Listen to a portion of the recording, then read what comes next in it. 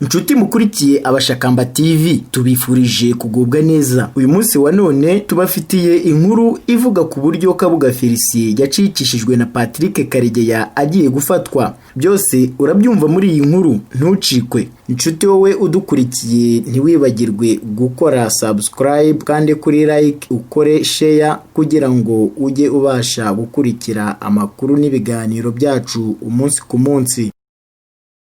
Ikinyamakuru Igihe.com cyagize kiti mu myaka 26 yaramaze yihishahisha, Felicien Kabuga yaciye mu myanya y'intoki inzego z'umutekano n'ubutabera zitasibye kumuhiga bukware, gusa buri gihe ku munota wa nyuma ntibikunde bitewe n'abagiye bamukingira ikibaba barimo na Patrick Karegeya wigeze kuyobora ubutasi bwo hanze.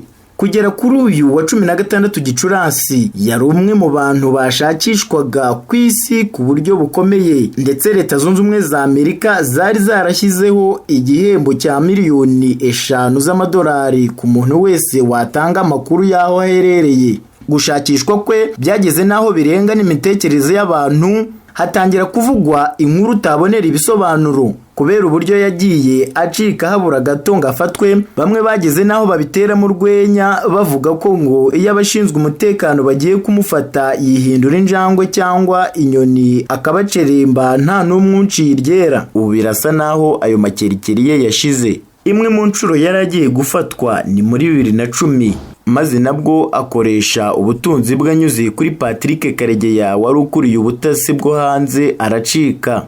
Ni imikoranire yari yarahereye mbere ubwo Karegeya yafashaga abana ba Kabuga gusubizwa imitungo ya se. Karegeya yasubije abana ba Kabuga imitungo ya se gute? Iki kinyamakuru gikomeza kigira kiti muri 2011 ubushinjacyaha bw'u Rwanda bwavuze ko Colonel Patrick Karegeya yagize uruhare mu gusubiza imitungo abana ba Kabuga yari yarafatiriwe n'ubutabera.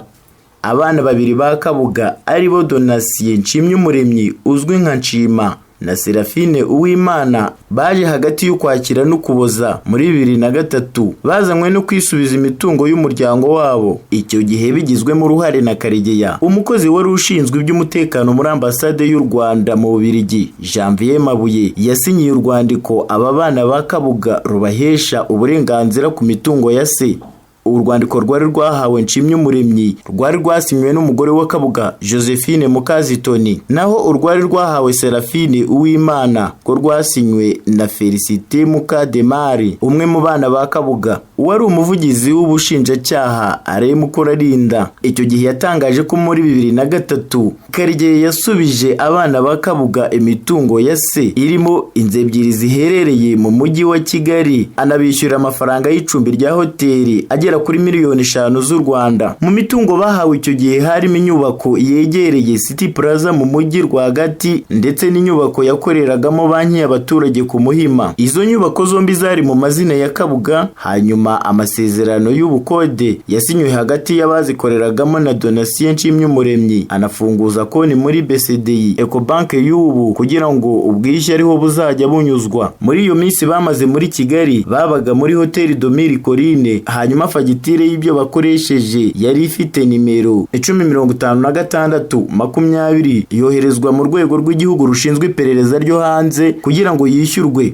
Amafaranga yarishyuwe kuwa 25 Gashyantare 2004 binyuze kuri sheki yari ifite nimero 438099 yasinywe na Patrick Karegeya. Aba bana ba Kabuga kandi bagiye kuba muri Gorilla Hotel, nabwo fagitire yoherezwa mu rwego rw'igihugu rushinzwe iperereza ryo hanze. Kuri iyi tariki nanone muri Gashyantare 2 irishyurwa kuri sheki nimero 466952 yasinywe na Karegeya. Nyuma yo kubitahura ubushinjacyaha bwahise butegeka ko iyo mitungo igafatirwa hamwe na konti ze za banki, byose bigakorwa hakurikijwe ibiteganywa n'amategeko. Mukurarinda icyo gihe yatangaje ko biteye ikimwaro kuba imitungo imwe yarasubijwe Kabuga ubushinjacyaha bukuru butabizi ndetse kigomba guhita yongera gufatirwa. Iki kinyamakuru kivuga ko kandi Karegeya yigeze kuburira Kabuga acika ubutabera. Inshuti wowe udukurikiye ntiwibagirwe gukora subscribe kandi kuri like ukore share kugira ngo ujye ubasha gukurikira amakuru n'ibiganiro byacu umunsi ku munsi.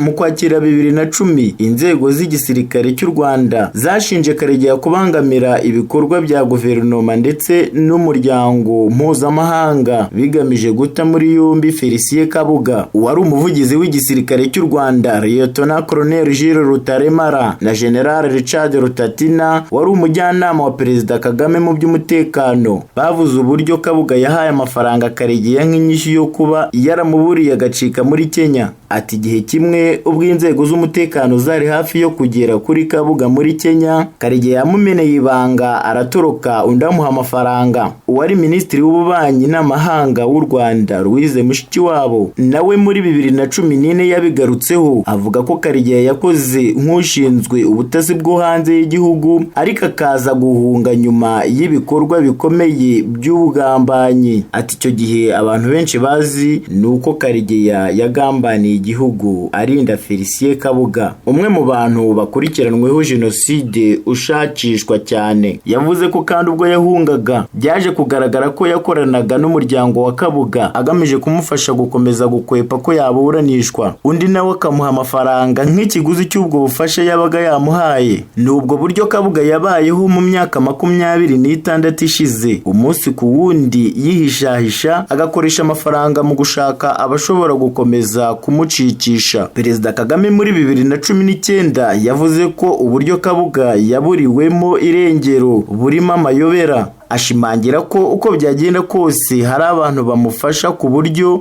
ubutabera butamufata. Ati uko biri kose amayobera ari mu buryo yarigisemo, mu buryo akomeje kubura, bigaragaza ko afite abimufashamo ndetse hashobora kuba harimo n'uruhare rw'amahanga kugira ngo atazagera ubwo ahatirwa gutangaza ibyo azi byose. Kabuga yagiye ahungira mu bihugu bitandukanye agerageza kwihisha ubutabera, ari nako akoresha amazina ataraye. Yabaye muri Kenya, muri Norvège, mu mujyi wa Oslo, mu Budage, mu mujyi wa Frankfurt, i Buruseli mu Bubiligi n'i Paris mu Bufaransa aho yafatiwe.